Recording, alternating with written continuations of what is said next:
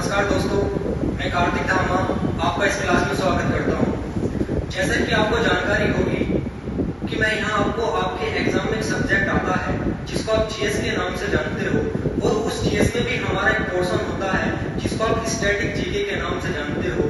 विशेष रूप से मैं आपको उस स्टैटिक जीके को पढ़ाने के लिए यहाँ पर उपस्थित हुआ हूँ, और मुझे पूरी उम्मीद है कि आप बहुत ही अच्छी तरीके से जानते होंगे कि स्टैटिक जीके का रोल हमारे आने वाले सभी एग्जाम्स के लिए कितना इम्पोर्टेंट है। दोस्तों, मैं सारी की सारी चीजों पर बहुत ही गहराई से और विस्तार से चर्चा करूंगा। अभी आप लोगों के मन में एक सवाल आ रहा होगा कि भैया स्टैटिक जीके तो फैक्ट बेस्ड होती है, इसमें तो सिर्फ डाटा होता है, इसको तो हम किसी भी बुक से याद कर लेंगे, फिर हमें स्टैटिक जीके के लिए पूरे के बैच की क्या जरूरत है। तो इन सारी की सारी चीजों पर बहुत ही गहराई से और विस्तार से चर्चा करूंगा। बस आपको आज की क्लास में धैर्य बनाए रखना है और पूरी की पूरी क्लास को आज आपको लेना है। तो मैं आपके सामने चर्चा की स्टार्ट कर रहा हूं। तो आप सभी जानते हैं कि हमारे एग्जाम में एक सब्जेक्ट आता है जिसको आप जीएस के नाम से जानते हो, और इस जीएस के अंदर हमारे बहुत सारे सब्जेक्ट होते हैं, फिर उन सब्जेक्टों से हमारे क्वेश्चन निकल करके आते हैं। तो ऐसे ही जीएस में हमारा एक सब्जेक्ट होता है जिसको आप इंडियन हिस्ट्री के नाम से जानते हो, और इसी इंडियन हिस्ट्री को आप हिंदी में भारतीय इतिहास के नाम से जानते हो, भारतीय इतिहास। ऐसे ही हमारा जीएस के अंदर एक सब्जेक्ट होता है जिसको आप इंडियन ज्योग्राफी के नाम से जानते हो, और इसी इंडियन ज्योग्राफी को इसी के अंदर वर्ल्ड ज्योग्राफी से भी हमारे सवाल बनते हैं, जिसको आप भारत एवं विश्व का भूगोल कहते हो, लेकिन शॉर्ट में बस इतना ही ड्रॉ में अभी भारत का भूगोल। ऐसे ही हमारा एक सब्जेक्ट होता है जीएसई के अंदर जहां से सवाल पूछे जाते हैं, जैसे इंडियन इकोनॉमी, और इसी इंडियन इकोनॉमी को आप हिंदी में भारतीय अर्थव्यवस्था के नाम से जानते हो। दोस्तों, अभी मैं बहुत ही गहराई से सारी चीजों पर चर्चा करूंगा, बस थोड़ा सा मुझे आप धैर्य बनाए रख के समय देना। इंडियन इकोनॉमी के बाद हमारा एक सब्जेक्ट होता है जिसको आप इंडियन पॉलिटी के नाम से जानते हो, और इसी को हिंदी में आप भारतीय राज व्यवस्था के नाम से जानते हो, और इसी भारतीय राज व्यवस्था के अंदर आप भारत का संविधान पढ़ते हो। ऐसे ही हमारा एक सब्जेक्ट होता है जिसको आप जनरल साइंस के नाम से जानते हो, और हिंदी में इसको आप सामान्य विज्ञान के नाम से जानते हो, सामान्य विज्ञान। ऐसे ही हमारा एक सब्जेक्ट होता है जीएस के अंदर जहां से सवाल पूछे जाते हैं जिसको आप करंट अफेयर के नाम से जानते हो, करंट अफेयर, और हिंदी में आप इसको समसामयिकी के नाम से जानते हो। ऐसे ही जीएस के अंदर हमारा एक पोर्शन होता है जहां से बहुत सारे सवाल हमारे एग्जाम में बनते हैं, जिसको आप स्टैटिक जीके बोलते हो। इसकी चर्चा मैंने स्टैटिक जीके के इन सारे सब्जेक्टों की इसलिए करी, आप अभी सोच रहे होंगे कि भैया ये सारी जानकारी तो हमको भी पता है, क्या हम इस जानकारी के पढ़ने के लिए आप हमें यहाँ पर आए हो? जी नहीं, मैं आपके इसके बाद जो मैं आपके सामने चर्चा करूंगा उसको बहुत ही गहराई से चर्चा करूंगा, लेकिन ये सामान्य बातें मैंने आपको इसलिए बताई क्योंकि इसके बाद जो मैं आपको बताने वाला हूँ उसको समझाने के लिए मुझे आपका एक बेस बनाना पड़ेगा, क्योंकि इस बात को आप बहुत ही अच्छी तरीके से जानते हो, तब तक एक बेस नहीं होगा उसके ऊपर आप कुछ भी खड़ा नहीं कर सकते। इसलिए मैं थोड़ी सामान्य चर्चा आपके सामने कर रहा हूँ। तो ये जो हमारा स्टैटिक जीके है, यदि इस पर मैं थोड़ी सी चर्चा करूँ, ये सारे हमारे सब्जेक्टिव विषय हैं जिनके अंदर डीपली अध्ययन किया जाता है, लेकिन ये जो हमारा स्टैटिक जीके है ये कोई हमारा सब्जेक्ट नहीं है। कभी आप सोचो कि भैया स्टैटिक जीके भी कोई सब्जेक्ट होता है? स्टैटिक जीके के अंदर हम उठा करके उन टॉपिकों को रख लेते हैं जो तथ्य आधारित होते हैं और जिनका डेटा अमूमन बदलता नहीं है। 90% ऐसे टॉपिक जिनका डेटा बदलता नहीं है, ऐसे टॉपिकों को इन सारे सब्जेक्टों से उठा करके हम स्टैटिक जीके के अंदर पढ़ते हैं। जैसे आपने नाम सुना होगा भारत के राष्ट्रीय पशु, भारत के राष्ट्रीय पक्षी, राष्ट्रीय उद्यान, आपने नेशनल पार्कों के बारे में आपने पढ़ा होगा, भारत के लोक नृत्य के बारे में आपने पढ़ा होगा, शास्त्रीय नृत्य के बारे में आप पढ़ते हो। यदि कोई सा मंदिर किसी राज्य में है तो वो उसी राज्य में रहेगा, कल को दूसरे राज्य में नहीं चला जाएगा। तो ऐसे टॉपिक जिनका डाटा नहीं बदलता है उसको हम कहाँ पे पढ़ते हैं? आपका स्टैटिक जीके के अंदर। लेकिन अब हमें आगे की चीजें की शुरुआत करने से पहले, किसी भी काम को करने से पहले हमें ये समझना जरूरी होता है कि उस काम की इंपॉर्टेंस क्या है। जब तक हमें किसी भी काम की इंपॉर्टेंस नहीं पता होगी तब तक आप उस काम को अच्छे से नहीं कर पाओगे। तो मैं थोड़ी सी चर्चा करना चाहूंगा कि स्टैटिक जीके आपका आने वाले सभी एग्जाम्स के लिए कितना इंपॉर्टेंट है। तो आप बहुत ही अच्छी तरीके से जानते हैं, मैं इधर हिंदी वाली चीजें थोड़ा सा रब कर रहा हूँ, अभी आप ध्यान से थोड़ा समझने का प्रयास करना। यदि आप उत्तर प्रदेश पुलिस की तैयारी कर रहे हो, उत्तर प्रदेश पुलिस कांस्टेबल की, तो आप बहुत ही अच्छी तरीके से जानते हो कि उत्तर प्रदेश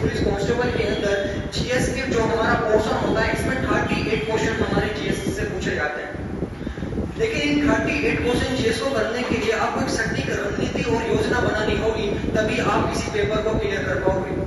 दोस्तों, आप कितना भी पढ़ लो, ये जो पढ़ाई है बहुत ही गहरा समुद्र है। आप पेपर पास नहीं करने वाले, चाहे आप कितनी भी मेहनत कर लो, जब तक आप एक सटीक योजना और रणनीति के तहत कार्य नहीं करोगे। तो उसी के संदर्भ में मैं आपके सामने थोड़ी सी चर्चा करूं कि यूपी कांस्टेबल के अंदर जो 38 सवाल हमारे जीएस के आते हैं, फिर जीएस के अंदर जो ये हमारे सब्जेक्ट होते हैं, इनसे कितने कितने सवाल आते हैं, तभी तो हम उन पे अच्छी रणनीति बना सकते हैं। तो जो आपको ये भी जानकारी होगी कि उत्तर प्रदेश पुलिस कांस्टेबल का लास्ट टाइम जो हमारा एग्जाम हुआ था वो 2018 और 2019 में हुआ था।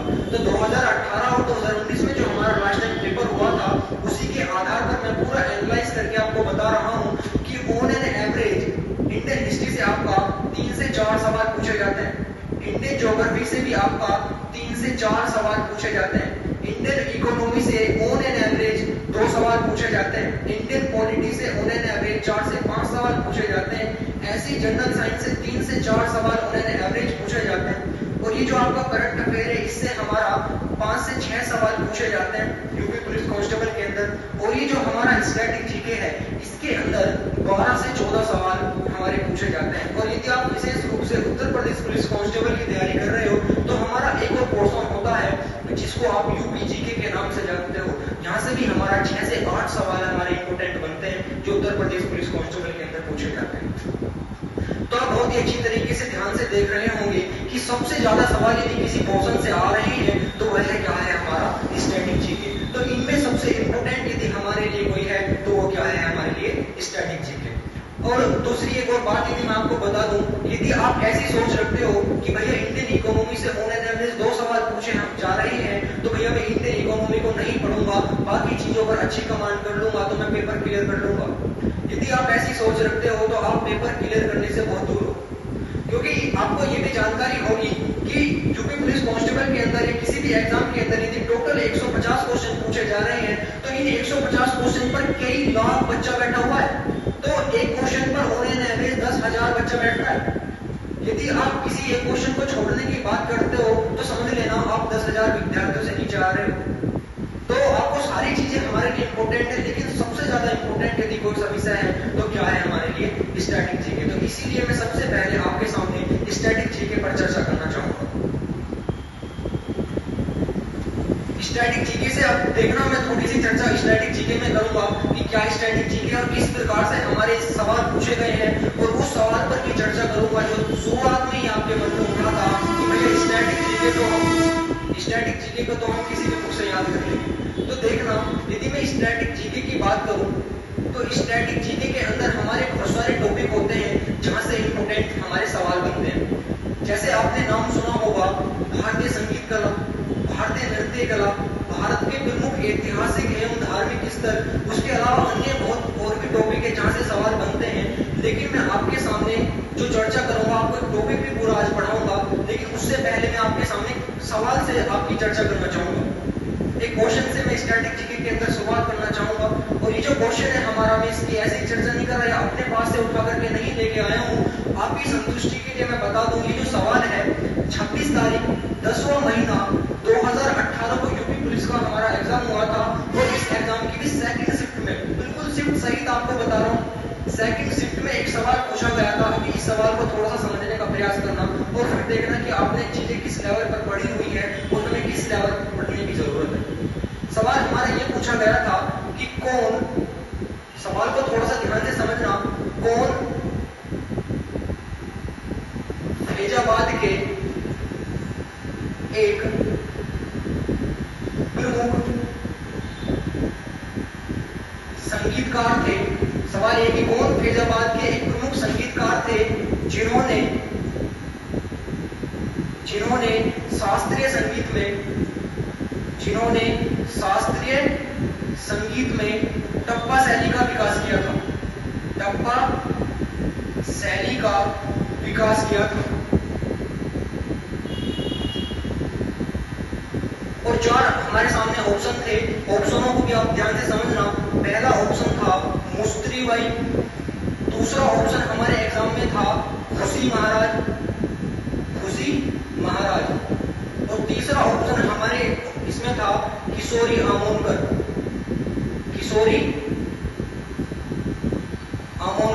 और चौथा मियाँ गुलाब नबी सोरी, मियाँ गुलाब नबी सोरी। एक बार फिर से सवाल को समझने का प्रयास करना। सवाल ये पूछा था कि फैजाबाद से संबंधित एक हमारे संगीतकार हैं, शास्त्रीय संगीतकार, उन्होंने संगीत की जो शास्त्रीय संगीत में शैलियां होती है, अभी बाद में चर्चा करूंगा, उन्हीं में से एक शैली टप्पा शैली। इस टप्पा शैली का विकास किसने किया था?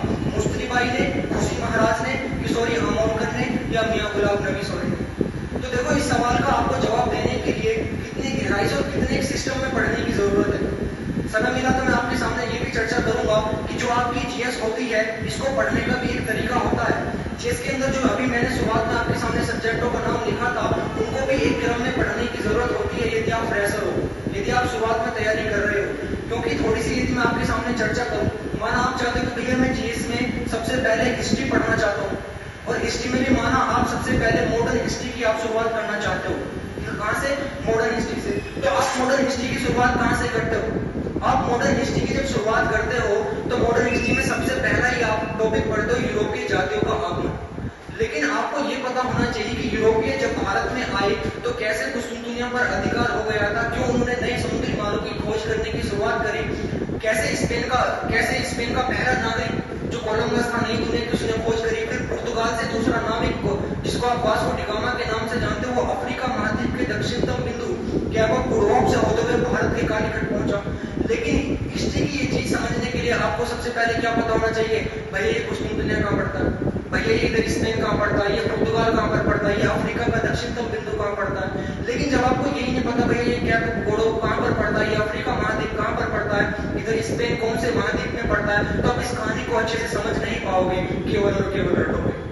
तो ऐसे ही सारे सब्जेक्टों के क्रम में पढ़ना होता है। चलो ये तो एक अलग की बात हुई, लेकिन सामान्य जीवन में भी आप कहते हो भैया राजनीति उसकी अच्छी है जिसके पास पैसा है, और पैसा उसके पास है जिसकी भौगोलिक स्थिति अच्छी है।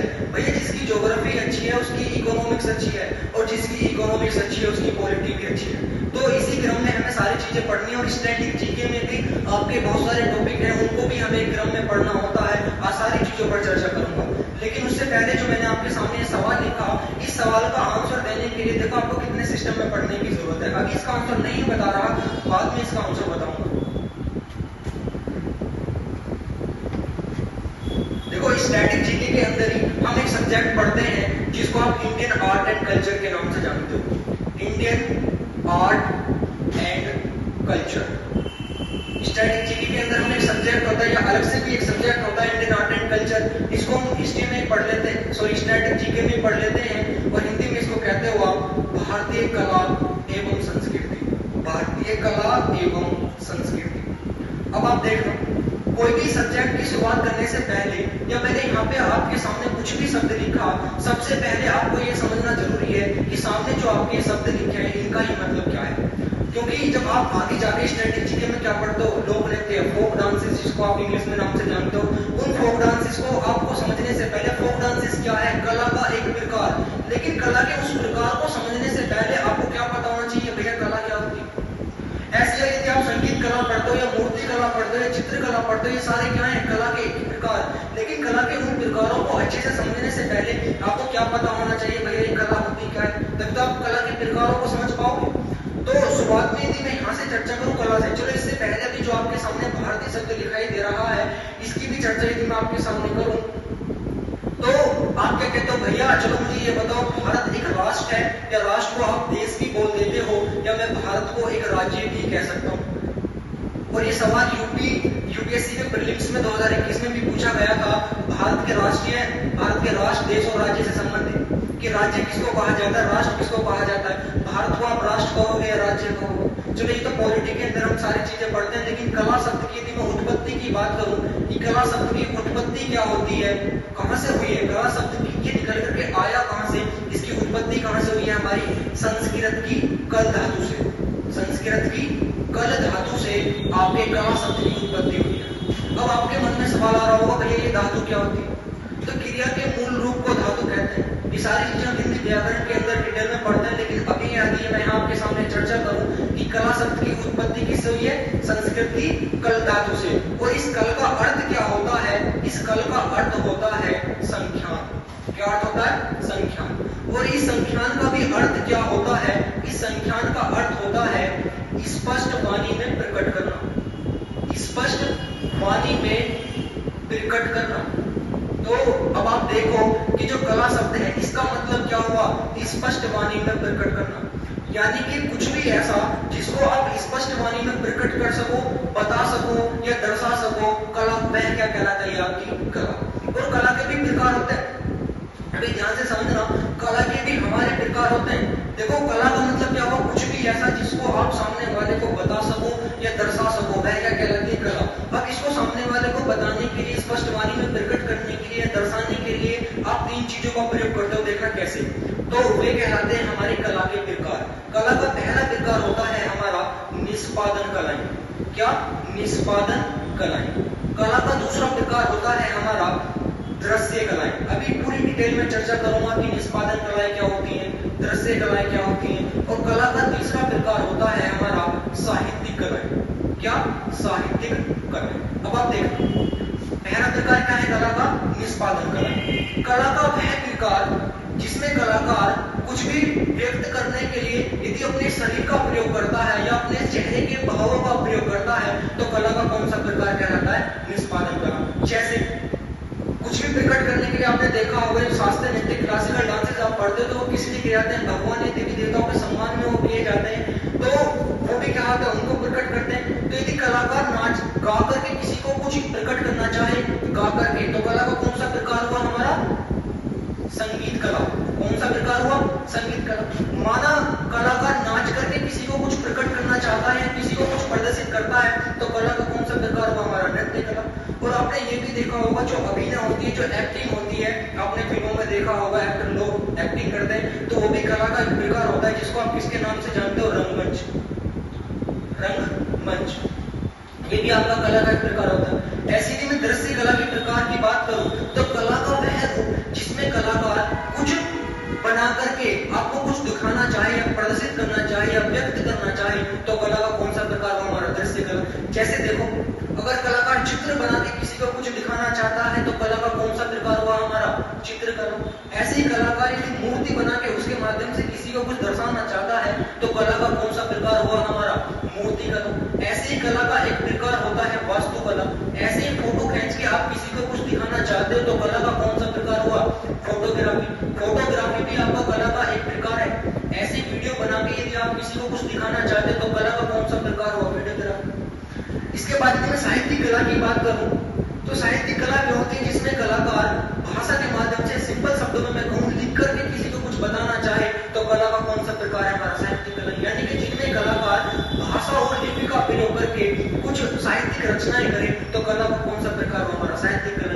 फिर आपने देखा निष्पादन कला का प्रकार कौन सा है, संगीत कला। तो यहाँ से देखो क्रम में सारी चीजें आ रही है। मैं संगीत कला को ऐसे उठा के आपके सीधे सामने नहीं ले गया, इसका भी आपने देखा कहां से हमारी संगीत कला निकल के आई है। तो संगीत कला पे मैं आपके सामने थोड़ी सी चर्चा करूंगा।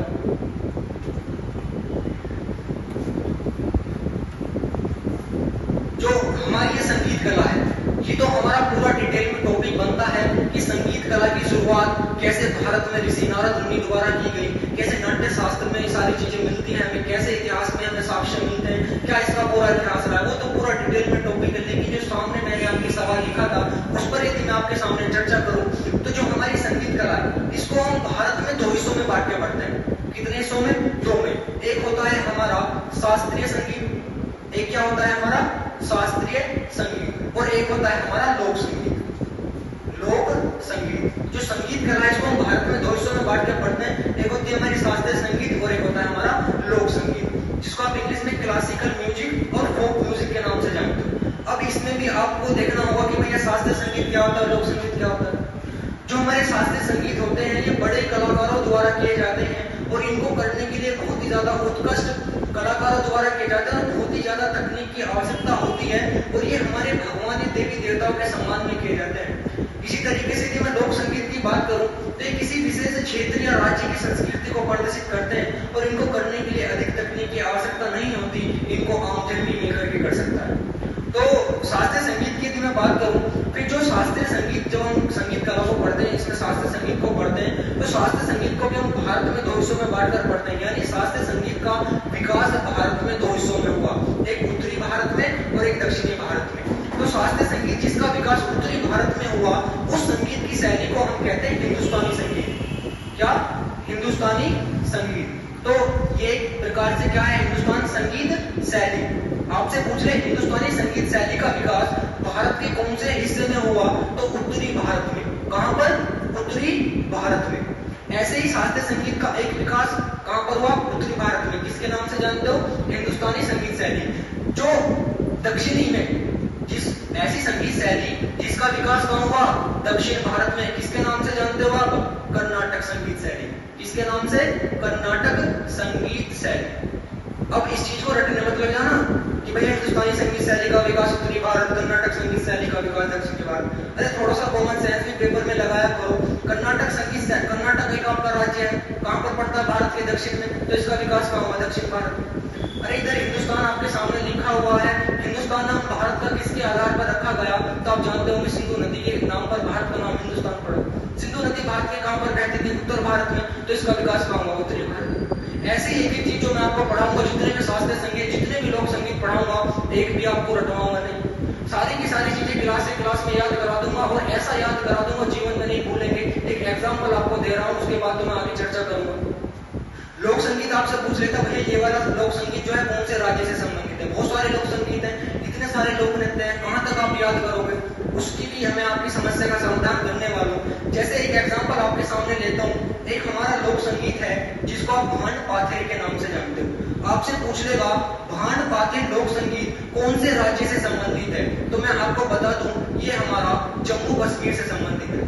अब बच्चे इसको रटते हैं या बहुत सारी चीजें आप याद करते हो कि भैया भांड पाथेर कहां का? जम्मू कश्मीर का। ऐसी चीजों को आप याद करते हो। लेकिन देखना मैं आपको ऐसी टेक्निक बताऊंगा और हर एक चीज पे जब आपको नेशनल पार्क पढ़ाऊंगा तो आपको जानकारी होगी 106 नेशनल पार्क है, जितने भी उसमें इंपोर्टेंट है सारे ऐसे याद करा दूंगा जैसे इसको याद कराने वाला हूं। देखना जो मेरा याद करने का आपको तरीका रहने वाला है, कोई तरीका ये है कि आपके सामने जो ये वर्ड लिखा है, मैं आपको कोई ट्रिक नहीं बताने वाला। मैं ट्रिकों से बहुत दूर रहता हूँ, मैं ट्रिकों को कभी सपोर्ट करता हूँ। आप जितने ट्रिक याद रखोगे इतना तो सीधे सीधे इसी को याद कर लो। लेकिन मैं आपको ट्रिक से नहीं याद कराने वाला, देखना कैसे याद कराने वाला हूँ। बस आपको एक चीज देखनी है कि सामने जो आपके सामने जो ये शब्द लिखा हुआ है, इसको पढ़ते ही अपने आप आपके माइंड में क्या आ रहा है, बस और कुछ नहीं। बस ये देखना है जो सामने आपके शब्द लिखा है, इसको देखते ही आपके माइंड में आ क्या रहा है। तो इधर देखो यहाँ पे एक सामने आपके वर्ड लिखा है पाथेर। पाथेर से आप मुझे बताओ आपके माइंड में क्या आ रहा है? पत्थर। सभी क्या आ रहा होगा? पाथेर से आपके माइंड में आ रहा होगा पत्थर। बस इसी से रिलेट करना है। आपने खबरों में सुना होगा धारा 370 हटने से पहले सबसे ज्यादा हमारे सोल्जरों पर पत्थर बरसाए जाते थे आतंकवादियों द्वारा और वहां की आम जनता द्वारा। कहां पर? जम्मू कश्मीर राज्य में। तो भांड पाथेर कहां का हुआ? जम्मू कश्मीर का। कभी नहीं भूलोगे, बात की गारंटी है। एक बार और देख लेना, पाथेर से माइंड में क्या रहा है? पत्थर। और पत्थर से आप क्या खबर पड़ी है अखबारों में? पत्थर बसते थे सीना पर जम्मू कश्मीर में। तो भांड पाथेर कहां का हुआ? जम्मू कश्मीर का। ऐसे ही एक जम्मू कश्मीर का है चक्री। चक्री ये भी कहां का है? जम्मू कश्मीर का। कैसे याद करोगे? बस ये देखो चक्री शब्द से तुम्हारे माइंड में क्या है? चक्रियों का इस्तेमाल तुमने कहां करा है? दिवाली पे चक्रियां चलाई हैं कि नहीं चलाई? और उन चक्रियों में क्या भरा होता है? गोला बारूद। और गोला बारूद को सबसे ज्यादा इस्तेमाल कहां कर रहे हैं? जम्मू कश्मीर में, पाकिस्तान के साथ। तो चक्री कहां का हुआ? जम्मू कश्मीर का। ये रिलेट करने की तरीके हैं और कभी नहीं भूल पाओगे। इसी तरीके से जितनी भी सारी चीजें ऐसे याद करा दूंगा। लेकिन देखना जो संगीत कला है इसको हम भारत में कितने हिस्सों में बांट के पढ़ते हैं? एक शास्त्रीय संगीत और एक लोक संगीत। लेकिन शास्त्रीय संगीत को भी हम दो हिस्सों में बांट के पढ़ते हैं। इसका विकास दो हिस्सों में हुआ, एक हिंदुस्तानी संगीत शैली जिसका विकास उत्तरी भारत में हुआ और एक कर्नाटक संगीत शैली जिसका विकास दक्षिणी भारत में हुआ। अब ये जो यहाँ से भी जनक भी पूछ लेता है कर्नाटक संगीत शैली का जनक कौन है? पुरंदरदास। हिंदुस्तानी संगीत शैली का जनक कौन है? स्वामी हरिदास। वो तो बाद की चर्चा है जब डिटेल में हम टॉपिक को पढ़ेंगे। लेकिन देखना जो मैंने बताया शास्त्रीय संगीत का विकास दो शैलियों में हुआ, उन्हीं में से एक है हमारी हिंदुस्तानी संगीत शैली। ये जो हमारी हिंदुस्तानी संगीत शैली है इसका भी विकास फिर उत्तरी भारत में अलग अलग शैलियों में हुआ। और आपकी जानकारी के लिए बता दूं 10 प्रमुख शैलियों में इसका विकास हुआ, जिनमें से कुछ प्रमुख का मैं आपके सामने नाम लिख रहा हूँ। इन्हीं में से एक है हमारी ध्रुपद शैली, एक है हमारी ख्याल शैली, ख्याल शैली, एक है हमारी तराना शैली, तराना शैली, एक है हमारी ठुमरी शैली, ठुमरी शैली, और एक है हमारी टप्पा शैली। और भी है धमार शैली है एक आपकी टप्पा शैली। आप सोच रहे हो भैया ये क्या आप चर्चा कर रहे हो? अरे भैया जो सामान्य टॉपिक है वो तो उनको तो आप आपको कोई भी पढ़ा देगा, लेकिन वे टॉपिक ना तो आसानी से आपको किसी भी बुक में मिलेंगे और ना ही इनको कोई पढ़ा रहा है। इसलिए मैं आपके सामने बैच लेकर के आया हूँ। तो हम आपसे पूछ लेगा फिर कि ध्रुपद शैली का विकास किसके द्वारा किया गया, ख्याल शैली का विकास किसके द्वारा किया गया, तराना शैली का विकास किसके द्वारा किया गया, या ठुमरी शैली का विकास या टप्पा शैली का विकास किसके द्वारा किया गया। फिर हमसे ये सवाल पूछता है। और देखो यही से सवाल पूछा था कि टप्पा शैली का विकास किसके द्वारा किया गया। तो आप देख सकते हो कि कितने सिस्टम में कितने गहराई से जाके हमने सवाल पूछा गया कि टप्पा शैली का विकास किसके द्वारा किया गया था। तो मैं आपको बता दूं, मियां गुलाब नबी सोरी द्वारा इसका विकास किया गया था। मियां गुलाब नबी सोरी द्वारा। ऐसी ठुमरी शैली का विकास वाजिद अली साहनी संरक्षण में हुआ। तराना शैली का विकास पंडित रतन मोहन शर्मा द्वारा किया गया, और पंडित रतन मोहन शर्मा जो है उनको तराना का बादशाह भी कहा जाता है। पेपर में सवाल ये भी पूछ लेता है कि तराना का बादशाह किसको कहा जाता है, पंडित रतन मोहन शर्मा को, जो तराना शैली के जनक है या इन्होंने इसका विकास किया। ख्याल शैली के जनकों में दो का नाम आता है, अमीर खुसरो और मोहम्मद शफी ख्याल। और ये सारी चीजें भी मैं आपको रटवाऊंगा नहीं। देखो जैसे मैंने अभी बताया, अमीर ख्याल शैली का विकास किसने किया, अमीर खुसरो ने। आप रटने लग जाओगे, अरे भाई इसी बात पे तो कैसे। ख्याल से देखो आपके माइंड में क्या है, बचपन से एक ही ख्याल है क्या, अमीर होने का। तो ख्याल शैली का विकास किसने किया, अमीर खुसरो ने। कभी नहीं बोलोगे। उसके बाद ध्रुपद शैली का विकास किया गया स्वामी हरिदास द्वारा, स्वामी हरिदास द्वारा। और यदि इसकी आपको जानना चाहो कि टप्पा शैली का विकास किसने किया, मियां गुलाब नबी सोरी। देखो टप्पा से एकदम माइंड में आपके क्या है, उस चीज से रिलेट करना जो अपने आप आपके माइंड में आए, प्रेशर ना लगाना पड़े।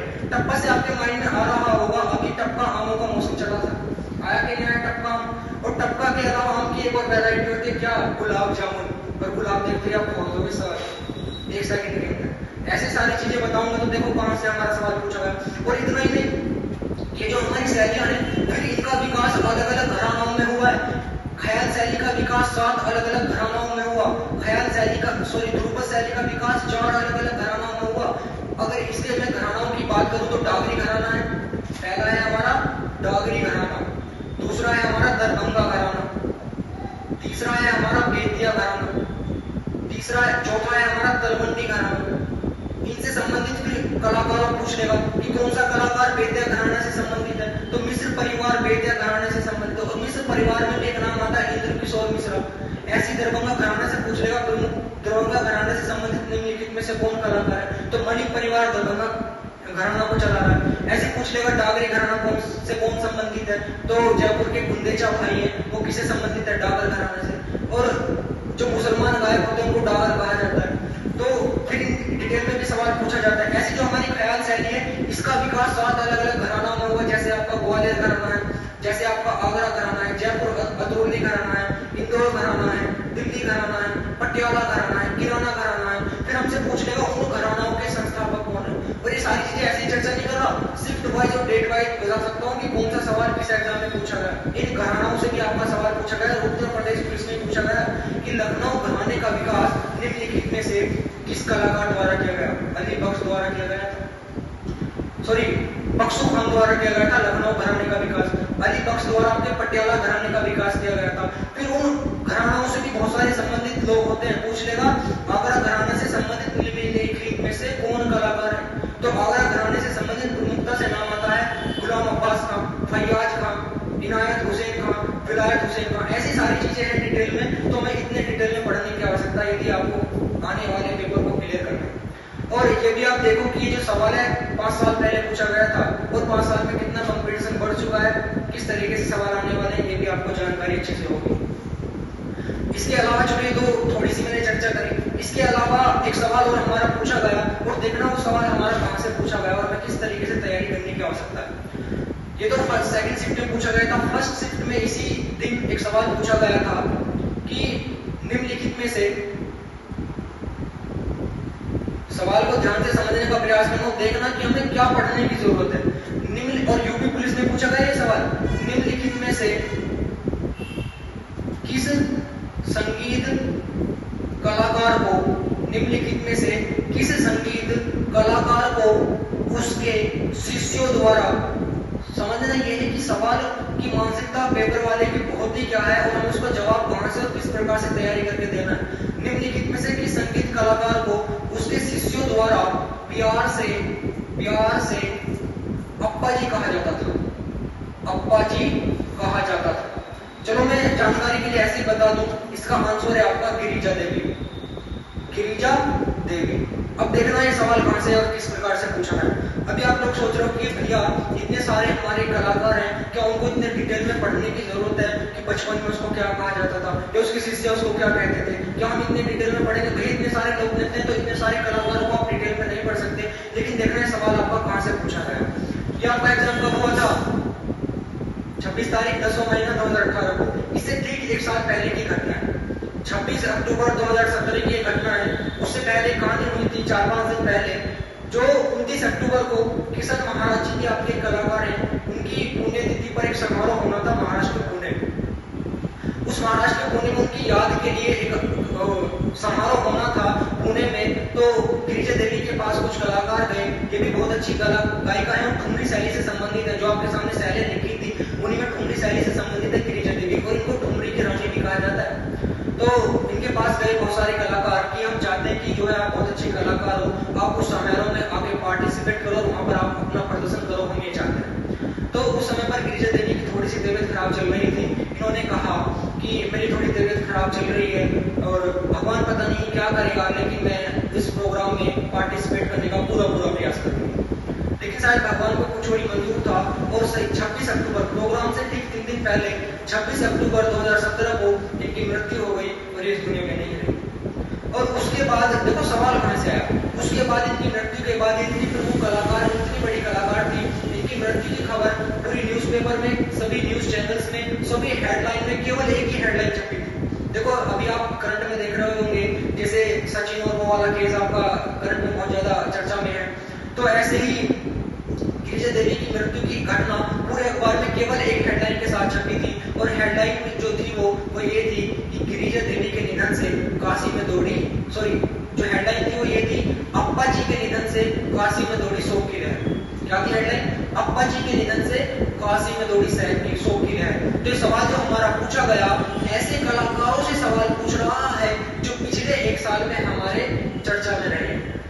तो यहाँ पे ये रणनीति काम आती है कि आपको किस प्रकार से किस कलाकार को पढ़ना है। तो ऐसे कलाकार भी मैं आपको डिटेल में पढ़ाने वाला हूँ जो एक साल में चर्चा में रहे, चाहे वो अपने निधन के कारण चर्चा में रहे हो, चाहे उनको कोई पुरस्कार मिला हो उसके कारण वो चर्चा में रहे हो, या किसी अन्य कारण से यदि कोई कलाकार चर्चा में रहा है तो उसको भी आपको ध्यान देने की जरूरत है।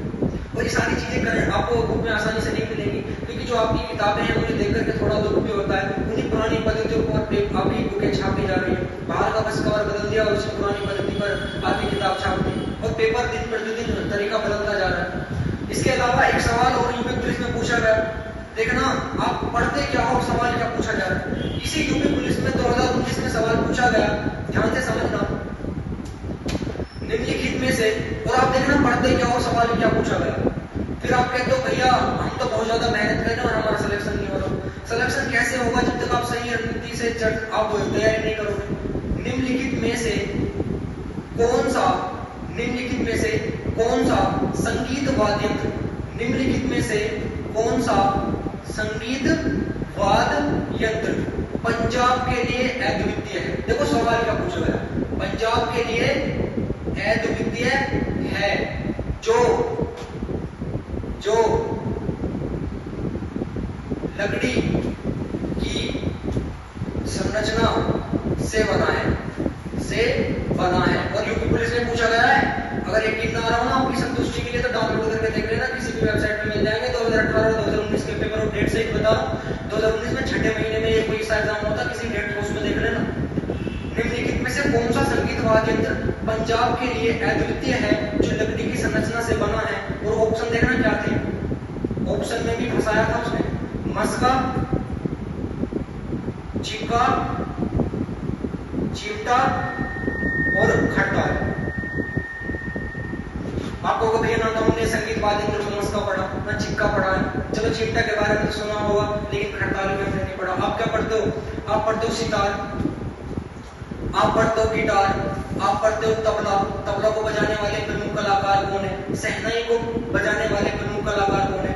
बांसुरी को बजाने वाले प्रमुख कलाकार कौन है? ये तो आप पढ़ते हो।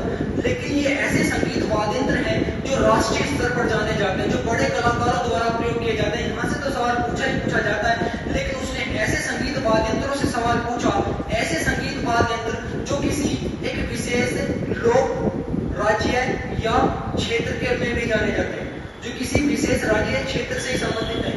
यह संगीत वाद्य यंत्र बड़े स्तर पर जाने जाते हैं, बड़े कलाकारों द्वारा प्रयोग किया जाता है, लेकिन ऐसे संगीत वाद्य यंत्र जो किसी विशेष राज्य या क्षेत्र में जाने जाते हैं, वहां से भी सवाल पूछा और उसने ये नहीं पूछा कि कौन से राज्य से संबंधित है। बहुत सारे ऐसे संगीत वाद्य यंत्र हैं जो एक विशेष क्षेत्र से संबंधित है, जैसे एक संगीत वाद्य यंत्र है पोमू योक्सी, आपका अरुणाचल प्रदेश से संबंधित है और कई बार एसएससी की परीक्षाओं में सवाल पूछा गया। ऐसे ही हमारा एक सवाल है आपका जो पूछ लेता मृदंग। मृदंग आपका एक संगीत वाद्य यंत्र है, कहां से संबंधित है? गोवा से। ऐसे एक संगीत वाद्य यंत्र है एक तारा। एक तारा कहां से संबंधित है आपका? महाराष्ट्र से। सवाल देखो कहां से और कितनी कैसे पूछ रहा है। पुरानी पद्धतियों पर चलते रहोगे तो पेपर नहीं क्लियर करने वाले। एक तारा के अलावा एक ऐसा संगीत वाद्य यंत्र है आपका रावण हत्ता। रावण हत्ता ये संगीत वाद्य यंत्र कहां से संबंधित है? आपका दो राज्यों से संबंधित है, राजस्थान और गुजरात, दोनों से संबंधित है। और रावण हत्ता के बारे में और भी बता दूं तो रावण हत्ता ऐसा संगीत वाद्य यंत्र है जिसको नारियल की भूसी, उसके अंदर अगरबत्तियां रखकर, कपूर की गोलियां रखकर और बांस की संरचनाओं का प्रयोग करके कुछ इस प्रकार से रावण हत्ता को बनाया जाता है। और सबसे पहला जो संगीत वाद्य यंत्र में हमें साक्ष्य मिला सिंधु घाटी सभ्यता से, वो भी हमारा रावण हत्ता ही था और एक बांसुरी मिली थी। तो देखो सवाल कहां से पूछा। और मैं आपकी जानकारी के लिए बता दूं, मस्का जो संगीत वाद्य यंत्र है ये भी आपका पंजाब का है, चिक्का भी आपका पंजाब से संबंधित है, चिमटा भी आपका पंजाब से संबंधित है और खड़ताल आपका राजस्थान से संबंधित है। उसने इनकी विशेषताओं से सवाल पूछा है, तो इसका जवाब है आपका चिक्का। चिक्का ऐसा संगीत वाद्य यंत्र है जिसको 14 लकड़ियों का इस्तेमाल करके 7 ऐसे क्षैतिज और 7 ऐसे ऊर्ध्वाधर यानी कि पैरेलल और लंबवत ऐसे इनको रख के इसको यंत्र को किसी प्रकार से बनाते हैं चिक्का को। तो कहां से संबंधित है? आपका पंजाब से। इसके अलावा एक सवाल पर मैं आपके सामने चर्चा करूं, देखो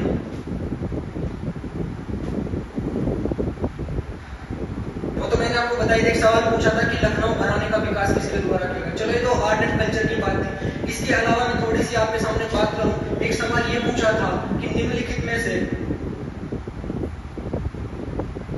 अब चले तो आर्ट एंड कल्चर की बात थी, आपका एक सब्जेक्ट होता है जिसको आप साइंस एंड टेक्नोलॉजी के नाम से जानते हो, साइंस एंड टेक्नोलॉजी। जो आप शुरुआत में कह रहे थे कि भैया स्टैटिक जीके को तो हम किसी भी बुक से याद कर लेंगे, भैया टेक्नोलॉजी साइंस के स्टैटिक जीके के अंदर क्या पढ़ते हो? कौन सी मिसाइल जो है हमारी ब्रह्मोस श्रेणी की है, कौन सी मिसाइल सुपर श्रेणी की है, कौन सी हाइपरसोनिक मिसाइल है। उन सारी चीजों को समझने के लिए आपको पहले टेक्नोलॉजी का ज्ञान तो होना चाहिए।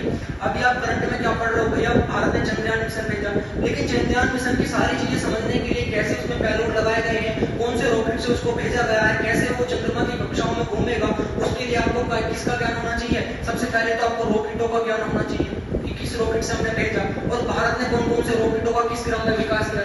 तो सबसे पहले भारत ने एसएलवी का, भारत जो रॉकेट था भारत के पास, जिसको आप हिंदी में प्रक्षेपण यान बोलते हैं, सबसे पहला था भारत के पास एसएलवी, सैटेलाइट लॉन्चिंग व्हीकल। इसके बाद भारत ने बनाया ASLV, augmented satellite launching vehicle. इसके बाद भारत ने बनाया PSLV, polar satellite launching vehicle. इसके बाद भारत ने बनाया जीएसएलवी, जो सिंक्रोनस सैटेलाइट लॉन्चिंग व्हीकल। ये प्रक्षेपण यान है जो सैटेलाइट को भेजते हैं। फिर आपको पता होना चाहिए जो आपका सैटेलाइट है उसमें कौन कौन से भाग होते हैं और जो कक्षाओं में घूमता है उसके कितनी कक्षाओं के भी आपके प्रकार होते हैं। एक जियो होती है, एक लियो होती है और एक होती है नियो। आपसे पूछ रहे हो कौन सी कक्षा में कौन सी प्रकार की सैटेलाइट छोड़ी जाती है, जो हमारी नेविगेशन सिस्टम है कौन सी कक्षा में सैटेलाइट छोड़ी जाती है। तो इन सारी चीजों को यदि आप करंट अफेयर में रखते हो, उसको अच्छे से समझना है तो आपको किसका ज्ञान होना चाहिए? साइंस एंड टेक्नोलॉजी का। और साइंस एंड टेक्नोलॉजी में भी बहुत सारे ऐसे टॉपिक आपको पढ़ाने वाला हूं जो आप आसानी से नहीं पढ़ते हो। सवाल हमारे पूछे जाते हैं। सवाल पूछा गया था निम्नलिखित में से कौन सी सोशल साइट, निम्नलिखित में से कौन सी सोशल साइट सार्वजनिक रूप से सूचीबद्ध नहीं है, सवाल ये पूछा गया था। और देखना ऑप्शन में क्या था, व्हाट्सएप, क्वेरा, फ्रीएबो और चैट जीपीटी। मतलब क्या है आंसर? इसका आंसर था हमारा क्वेरा। तो सारी सोशल साइटें भी आपको डिटेल में पढ़ने की जरूरत है कि व्हाट्सएप की स्थापना किसके द्वारा की गई, कौन इसके वर्तमान में सीईओ है, क्या हमारी सोशल साइट होती है। और चैट जीपीटी से भी अभी आपका सवाल पूछा गया चंडीगढ़ पुलिस कांस्टेबल के अंदर कि चैट जीपीटी जो कंपनी है जिसने बनाया ओपन एआई है, वो ओपन एआई जो आपकी कंपनी है, एक इसके फाउंडर कौन थे? एलोन मस्क और सैम अल्टमैन इसके फाउंडर थे। बाद में एलोन मस्क ने इसको ये कह करके छोड़ दिया कि भैया आपको आर्टिफिशियल इंटेलिजेंस के अंदर ज्यादा काम नहीं करना चाहिए, उसको यहीं पे आपको रोक देना चाहिए। लेकिन 2015 में इसकी स्थापना हुई थी, 2019 में सैम अल्टमैन ने इस बात को नहीं माना और एलोन मस्क ने इस कंपनी को छोड़ दिया, लेकिन सैम अल्टमैन लगातार उस पर काम करता रहे। और अभी आप करंट में देख रहे होंगे सैम अल्टमैन हर एक देश के अंदर जाकर के ये कह रहे हैं, प्रधानमंत्री से राष्ट्रपति से मिल रहे हैं कि भैया ओपन एआई को लेकर के या आर्टिफिशियल इंटेलिजेंस को लेकर के या चैट जीपीटी को लेकर के अपने देश के अंदर जो है पॉलिसीज सख्त करो, क्योंकि इससे बहुत सारे खतरे हैं आपके आने वाले समय में। एक आपने शब्द सुना होगा डीप फेक, ये टेक्नोलॉजी के शब्दों की मैं बात कर रहा हूँ। एक शब्द होता है आपका डीप फेक। डीप फेक क्या होता है? टेक्नोलॉजी के अंदर ऐसी आपकी चर्चाएं, ऐसे मुद्दे जो है आपके तथ्य आधारित नहीं होते, जो फेक होते हैं, उनको कहा जाता है डीप फेक। तो आपको इन सारी चीजों से भी बचना है। क्या डीप फेक होता है, कैसे आपके आने वाले समय में आपको बेवकूफ बनाया जा सकता है। अभी आपने देखा होगा रूस और यूरोपियन का आपस में युद्ध चल रहा है, लेकिन आपका आर्टिफिशियल इंटेलिजेंस का प्रयोग करके एक ऐसी इमेज बना ली गई जिसमें रूस के राष्ट्रपति व्लादिमीर पुतिन और यूक्रेन के राष्ट्रपति कौन, जेलेंस्की, दोनों आपस में हाथ मिला रहे हैं। और वो ऐसी इस क्वालिटी की पिक्चर बनाई जिसमें आप जज नहीं कर सकते कि ये फेक इमेज है या रियल इमेज। तो देखो इससे आने वाले समय में हमारे लिए कितना खतरा है। तो सारी चीजें आपको समझनी, करंट में भी आपको अपडेट रहना है। केवल एक नौकरी के पीछे नहीं रहना कि बस सिलेक्शन लेना है। आपको जीवन में भी आपको व्यतीत करना है, जीवन से संबंधित सारी चीजें आपको पता होनी चाहिए। आपको एक जागरूक नागरिक भी आपको बनना है।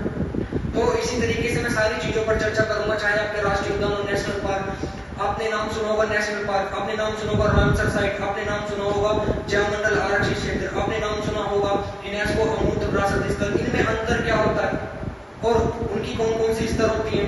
जैवमंडल आरक्षित क्षेत्रों के 3 स्तर होते हैं। तो सारी चीजें मैं डिटेल पे आपके सामने चर्चा करूंगा और मुझे पूरी उम्मीद है कि आज आपके सामने जो मैंने थोड़ी बहुत चर्चा करने का प्रयास किया वो मैं आपको अच्छे से समझ पाया और आपके कुछ समझ नहीं आ पाई। और मैं उम्मीद करता हूँ कि आप इसी तरीके से सारी चीजों को अपने आने